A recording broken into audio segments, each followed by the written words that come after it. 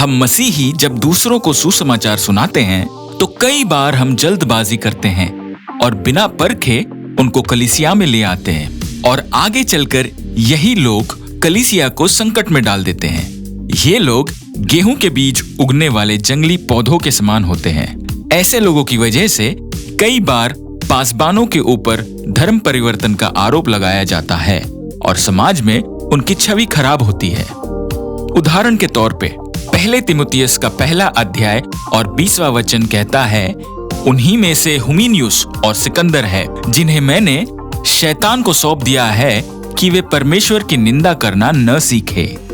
उसी तरह दूसरे तिमुथियुस का 4 अध्याय और उसके 14वें और 15वें वचन में ये लिखा है, सिकंदर ठठेरे ने मुझसे बहुत बुराइयां की हैं, प्रभु उसे उसके कामों के अनुसार बदला देगा। तू भी उससे सावधान रह, क्योंकि उसने हमारी बातों का बहुत ही विरोध किया है। सिकंदर नाम के विश्वासी ने पौलुस को बहुत तकलीफ दी और उसी वजह से पौलुस ने उसे शैतान को सौंप दिया। वचन हमें बार बार इत्तला करता है कि झूठे शिक्षक और झूठे मसीही हमेशा कलीसियाओं को हानि और नुकसान पहुंचाते हैं।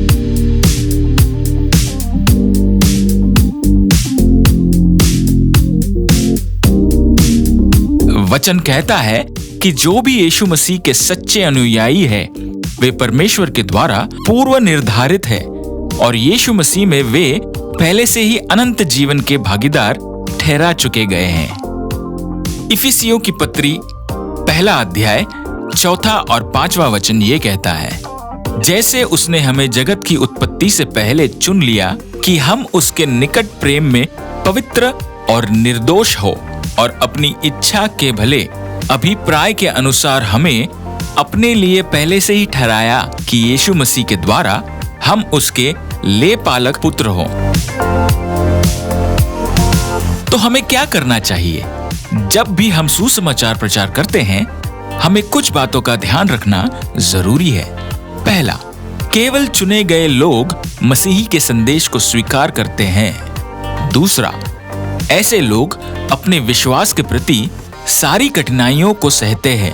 तीसरा, यीशु मसीह के लिए हर हाल में खड़े होते हैं। जो लोग नहीं चुने गए हैं वो लोग सिर्फ चंगाई, आर्थिक आशीष और अन्य तरह के आशीषों के लिए आते हैं। उनके अंदर विश्वास नहीं होता। ये लोग उन लोगों में से हैं जो केवल रोटी के लिए यीशु मसीह को ढूंढने निकले थे।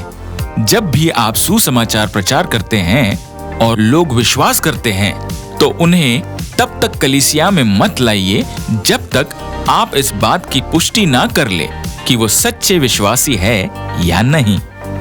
जय मसीह, जय हिंद, जय भारत। अगर आपको ईसाई होने के नाते सताया जा रहा हो तो आप हमसे निम्नलिखित टोल फ्री नंबर पर संपर्क कर सकते हैं। परसिक्यूशन रिलीफ जल्द से जल्द आपकी समस्या का हल निकालने और आपकी सहायता करने का प्रयास करेगा।